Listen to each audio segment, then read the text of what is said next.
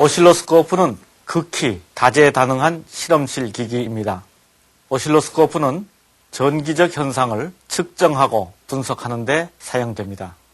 물리적 또는 화학적인 현상도 이를 전기 신호로 변환시킬 수 있으면 이들을 측정 분석할 수 있습니다.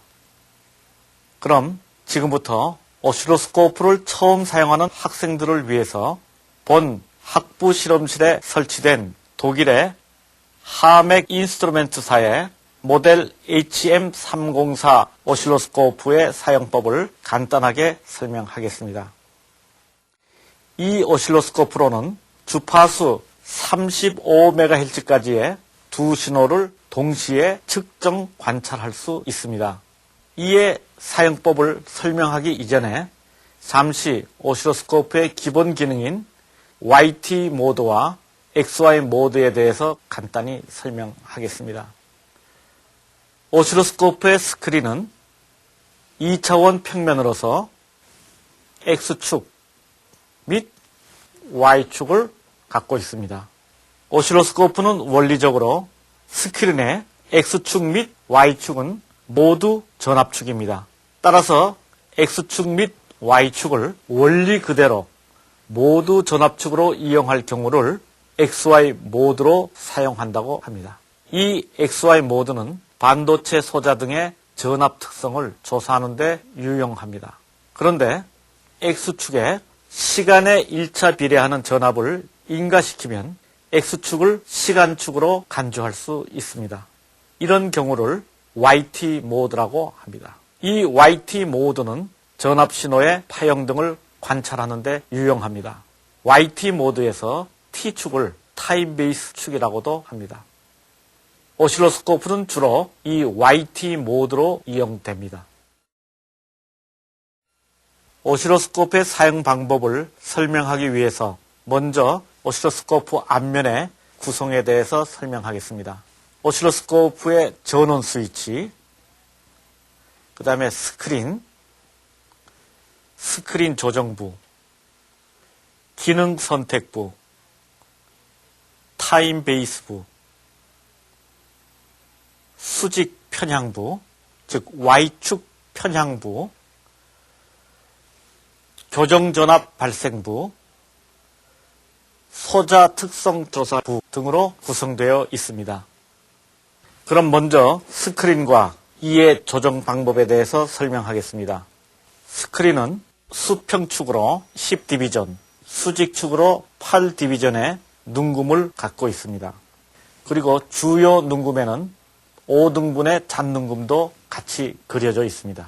또한 두 줄의 수평 점선의 눈금도 마련되어 있습니다. 이 잔눈금은 정밀 측정에 편리하게 이용할 수 있고, 이 점선은 펄스 등의 입상 시간을 관찰하는 데 유용하게 쓰입니다. 이의 설명은 추후에 하겠습니다.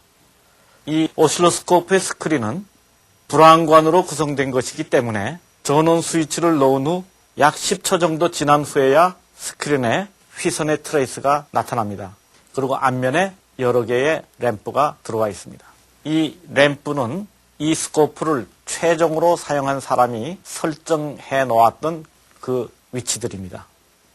이 스크린의 트레이스의 밝기 조정은 인텐스라고 쓰여진 인텐시티 컨트롤 손잡이로서 조정할 수가 있습니다. 최대로 밝게 한 경우고, 또 어느 정도 왼쪽으로 돌리면은 스크린에는 거의 트레이스가 보이지 않습니다. 그러나 트레이스를 너무 밝게 하면은 이 선이 너무 굵어서 정밀 측정에 문제가 생깁니다. 또 그리고 이것을 최대로 해놓고 전원 스위치를 넣어놓고 오랫동안 방치하면은 이 부위의 인광물질이 손상을 받습니다. 이 점을 각별히 유의하십시오. 또 인텐시티 조절과 아울러서 이 선에 포커스, 초점 조정을 해야 되는데 초점이 안 맞은 경우, 초점이 이제 맞았죠? 초점이 또 안 맞은 경우, 그래서 초점 조정을 잘 해줘야 되겠습니다. 이 초점 조정은 인텐시티에 따라서 그 위치가 다소 달리 조정이 됩니다. 자, 어둡게 했을 때의 초점이 제일 잘 맞는 위치와 밝게 했을 때 초점이 제일 잘 맞는 위치가 조금 다를 수도 있습니다. 먼저 인텐시티를 결정한 후에 초점을 정밀히 맞춰줍니다. 트레이스의 초점 조정은 트레이스가 점이 되도록 XY 기능 버튼을 누른 후 트레이스가 점이 되도록 한 상태에서 포커스를 조정하는 것이 편리합니다. 이때 가장 작은 점이 되도록 정교하게 조정을 합니다. 그리고 오토 세트 버튼을 다시 누르면 초점이 맞은 상태의 트레이스가 얻어집니다. 만일 수평 트레이스가 수평이 아니면은 이 인텐시티 조정자 바로 밑에 트레이스를 돌릴 수 있는 트레이스 로테이션 조정자가 마련되어 있습니다. 여기에 전용의 플라스틱 드라이버를 이용해서 돌리게 되면은 수평을 맞춰 나갈 수 있습니다. 잘 맞았죠? 이때 주의할 점은 이 조정자가 플라스틱입니다. 따라서 이를 금속 드라이버로 돌리게 되면 금방 망가지니까 이 전용의 플라스틱 드라이버를 꼭 이용하시기 바랍니다. 그럼 YT 모드로서 신호를 한번 측정해 보겠습니다. 먼저 인풋 채널 1이라고 하는 커넥터에 P 측정 신호를 연결시킵니다. 그리고 오토 세트 버튼을 한번 눌러줍니다. 그러면 이 스크린에는 적절한 크기의 트레이스가 나타납니다. 이때 시간축 한 디비전당의 시간은 타임 베이스 스케일에서 찾을 수가 있고 Y축 한 디비전당 전압은 Y축 스케일에서 찾을 수가 있습니다. 그러면은 먼저 타임 베이스 스케일을 한번 확대해서 보겠습니다. 현재 50이라는 숫자의 램프가 켜져 있습니다. 이 오른쪽 줄의 단위는 마이크로 세컨드입니다. 따라서 현재는 시간축 한 디비전당 시간이 50 마이크로 세컨드인 셈입니다. 여기서 이 화살표 버튼을 한번 누를 때마다 점점 시간은 짧은 쪽으로 변화되고 따라서 0.05 마이크로 세컨드가 이 오시로스코프로 설정시킬 수 있는 가장 빠른 시간이 되겠습니다. 다시 이 왼쪽 화살표 버튼을 한 번씩 누를 때마다 시간은 점점 늘어나면서 0.1, 0.2 이쪽으로 넘어오면은 이쪽 축의 시간 단위는 밀리세컨드입니다. 이때가 100밀리세컨드이고 이것을 한 번 더 누르면은 갑자기 0.2로 뛰면서 세크라고 표시되어 있는 창이 점등이 됩니다. 즉 이때는 0.2초라는 뜻입니다. 여기서 다시 한번 버튼을 누르면은 0.5 세크가 되고 다시 더 눌러도 더 이상 변화는 없습니다. 따라서 이 오시로스코프로 설정시킬 수 있는 가장 느린 시간은 한 디비전당 0.5초가 되는 셈입니다. 지금 이 선택에 따라서 화면에 트레이스가 어떻게 변화되는지를 스크린과 비교해서 보기로 하겠습니다. 지금 시간축 한 디비전당 50 마이크로 세컨드로 설정되어 있습니다. 즉, 요 한 칸이 50 마이크로 세컨드라는 뜻입니다. 그러면은 타임 베이스를 한번 바꿔보겠습니다. 조금 빠르게 20, 10 마이크로 세컨드, 5 마이크로 세컨드, 2 마이크로 세컨드, 1 마이크로 세컨드 이런 식으로 디비전당 시간이 빨라지면은 트레이스는 이렇게 됩니다. 그리고 시간을 좀 느리게 해볼까요? 다시 50, 0.1 밀리세컨드, 0.2, 0.5, 1 그런데 이거보다 더 느리게 하면은 트레이스가 얼룩거리기 시작하죠. 좀 더 느리게 해볼까요? 이제는 완전히 이런 식으로 됩니다. 이렇게 트레이스가 연속적이지 못한 것은 이 스크린의 인광체의 잔광 시간보다 이 트레이스의 스위프 타임이 매우 느리기 때문에 이렇게 나타납니다. 타임을 좀 빨리 하면은 점점 나아져서 정상적인 측정이 가능해지죠. 그런데 이 가운데 베리어블 조정자가 마련되어 있습니다. 이것은 이 눈금과 이 눈금 사이에 연속적 변화를 줄 수가 있습니다. 이것을 왼쪽으로 돌리면은 점점 변화되죠. 그러면서 우리가 뭘 관찰할 수 있냐면 이 램프가 연속적으로 점등되어 있지 않고 껌뻑거림을 알 수 있습니다. 즉 이것이 껌뻑거린다는 것은 이 조정자가 교정 위치에 있지 않고 변경됐다는 뜻을 나타냅니다. 지금 이 정도가 한 디비전당 얼마의 시간에 해당되느냐 하는 것은 정확히 알 수가 없습니다. 완전히 반시계 방향으로 돌렸을 때 시간이 아까보다 2.5배 늘어난다는 뜻입니다. 이런 상태에서 다시 돌리면 시간은 점점 빨라져서 완전히 시계 방향으로 다 돌렸을 때 20이라는 숫자가 연속 점등이 됩니다. 측정에서는 이 조정자를 교정 위치에다 놓고 써야 되겠습니다.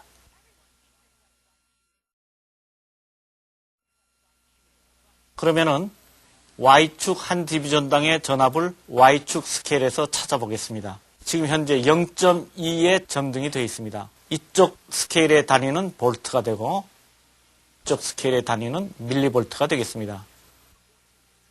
그러면은 이 버튼을 눌러서 스케일 값을 달리 설정해 보겠습니다. 100, 50, 20, 10, 5, 2, 1 이렇게 변경시킬 수 있는데 지금 여기서 변경시키다 보니까 5까지는 녹색 등이고 이 1은 적색 등이 되겠습니다. 이 색깔을 달리 해놓은 이유는 5mV까지는 이 오실로스코프의 주파수 상한이 35MHz라는 뜻이고 이것을 2나 1mV 스케일로 선택하면은 주파수 상한이 크게 떨어져서 10MHz가 됩니다. 이 점을 유의해야 되겠습니다. 1mV per 디비전으로 선택됐을 때 스크린에는 아주 어둡게 상이 나타나는데 지금 거의 보이질 않죠. 그러나 이제 이것은 너무 빠르게 스위프를 하겠어 그런데 이것을 좀 더 다른 값으로 선택하면은 이제 선이 나타나기 시작합니다. 0.5V, 1V, 2V, 5V, 10V, 20V. 이 오실로스코프로 설정할 수 있는 가장 큰 전압은 디비전당 20V가 되겠습니다. 다시 0.2로 갔습니다. 이런 상태에서 이 베리아블을 돌리면은 타임 베이스 때와 마찬가지로 전압축이 바뀌게 됩니다. 이게 깜빡거리기 시작하고 이게 이쪽 화면에 보면은 점점 상이 작아짐을 알 수 있죠. 완전히 반시계 방향으로 돌렸을 때 0.2에 2.5배까지 됩니다. 즉 0.2에 2.5배는 0.5가 되나요? 자, 따라서 이 한 디비전당 값은 0.5V 정도가 된다는 그런 뜻입니다. 그러나 그것은 사실상 그렇게 정확한 값은 아닙니다. 왜냐하면 2.5배를 곱한다는 뜻은 이 2.5가 그렇게 정확한 값이 아니기 때문입니다. 다시 원상복귀. 3시 방향으로 완전히 돌아왔을 때 이 숫자를 믿을 수가 있습니다. 이 수직 입력부의 입력 임피단스는 1메가옴 저항의 20피코파라드의 카패시터가 병렬로 연결되어 있는 상태입니다. 그리고 이 수직 입력부의 피크 진폭이 400V 이상이 되는 전압을 인가시키면 이 수직 입력부가 파괴가 됩니다. 이에 대한 각별한 주의가 필요합니다. 그리고 이 입력 커넥터를 통과한 직후에 AC-DC 결합 스위치를 거치게 되고 또 이어 아울러서 그라운드 스위치가 다시 또 마련되어 있습니다. 여기서 AC-DC 결합 스위치 버튼을 한번 누르면은 DC라는 창이 점등이 됩니다. 이 경우는 이 수직 입력 신호가 DC 성분이든 AC 성분이든 모두 통과시킨다는 그런 뜻입니다. 즉 직결된다는 뜻이죠. 다이렉트 커플링 된다 하는 뜻입니다. 그런데 한 번 더 눌러서 이 등이 가게 되면은 여기에 입력시킨 전압 중에서 교류 성분만 통과시킨다는 뜻입니다. 또 교류 성분 중에서도 10Hz 이상의 성분은 제대로 통과되는데 10Hz 이하의 교류 성분은 감쇄가 된다는 점을 또 유의해야 됩니다. 그리고 이 버튼을 누르게 되면은 GD라고 쓰이는 창에 점등이 이루어질 텐데 이 GD라는 뜻은 그라운드라는 뜻의 약자입니다. 이것을 누르게 되면은 이 연결자의 신호가 연결되어 있든 안 되어 있든 수직부의 입력은 제로가 됩니다. 즉 그라운드 됩니다. 이걸 누르면은 수직부에 전압이 하나도 안 나타나 있죠. 이때 여기다가 전압을 연결시켜도 아무런 효과가 없죠. 자, 신호가 들어가는데도 수직부로는 편향이 하나도 이루어지지 않고 있습니다. 이때 이 그라운드 버튼을 풀겠습니다. 그러면은 정상적으로 스크린에 신호가 나타납니다. 다시 한번 누르면은 제로가 되죠. 이 수직 입력부에 신호가 연결됐습니다. 그러면은 화면에 트레이스가 나타났습니다. 이 상태에서 AC, DC 결합 스위치를 눌러보겠습니다. 지금은 이 등이 오지 않았기 때문에 AC 결합으로 되어 있습니다. 근데 이것을 눌러서 직류 결합으로 바꾸겠습니다. 그러면 화면이 위쪽으로 올라갔죠. 즉, 이 트레이스가 점프해서 이만큼 올라갔습니다. 다시 누르면은 이만큼 또 내려갔죠. 한 칸 정도가 변화가 있습니다. 이 한 칸이 뭐냐면은 이 신호에 섞여 있는 직류 성분을 뜻합니다. AC, DC. 이렇게 신호에 직류 성분이 섞여 있을 때 그 직류 성분까지 같이 측정할 것이냐, 아니면은 직류 성분을 빼고 교류 성분만을 관찰할 것이냐. 이것은 그 측정에 따라서 얼마든지 바뀔 수가 있습니다. 이 오실로스코프에는 두 개의 수직 입력부가 마련되어 있습니다. 여기에는 인풋 채널 1,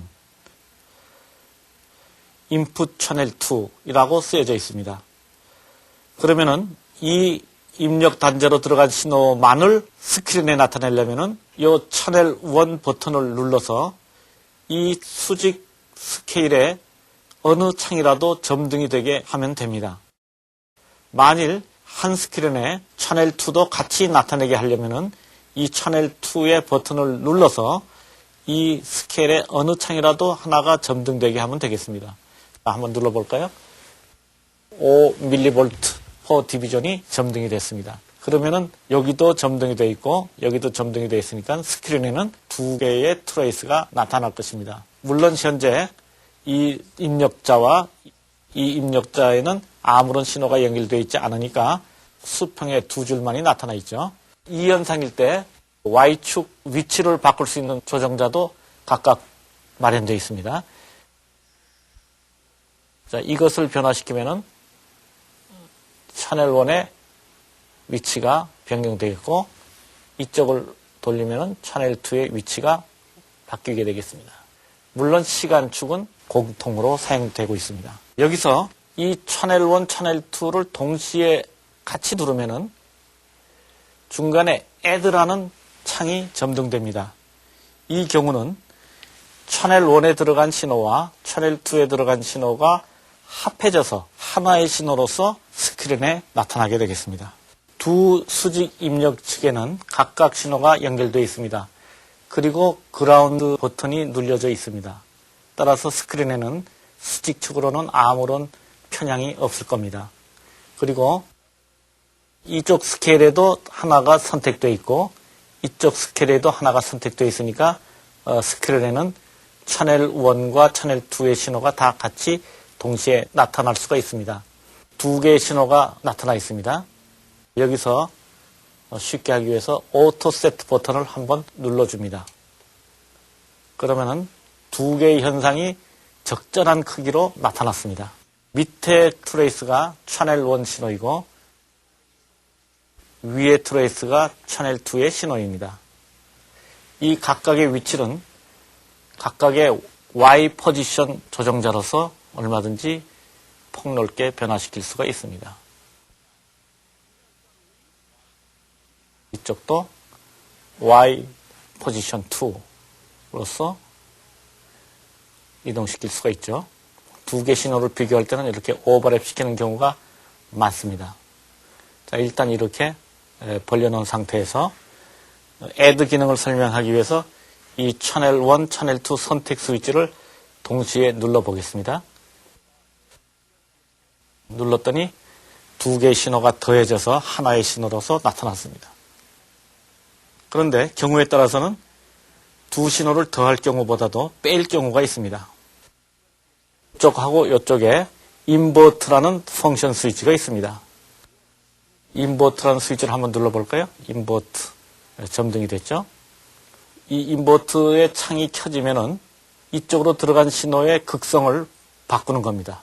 플러스를 마이너스로, 마이너스를 플러스로. 그러면은 입력 1은 그대로 내버려 두고 입력 2를 극성을 바꿔보겠습니다. 그러면 인버터가 켜져 있습니다. 이때는 어떻게 되냐면은 채널 1은 그대로 있고 채널 2는 극성이 반대가 됐으니까 즉 마이너스가 되겠습니다. 그런 상태에서 add가 됐으니까 결과적으로 채널 1에서 채널 2의 신호를 빼는 결과가 되겠습니다. 이 뺀 경우입니다.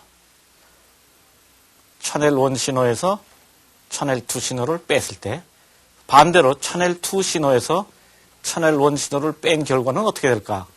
그러면 이 인버터를 죽이고 이쪽에 인버터를 살리면은 이 채널 2의 신호에서 채널 1의 신호를 뺀 결과가 저렇게 나타났습니다.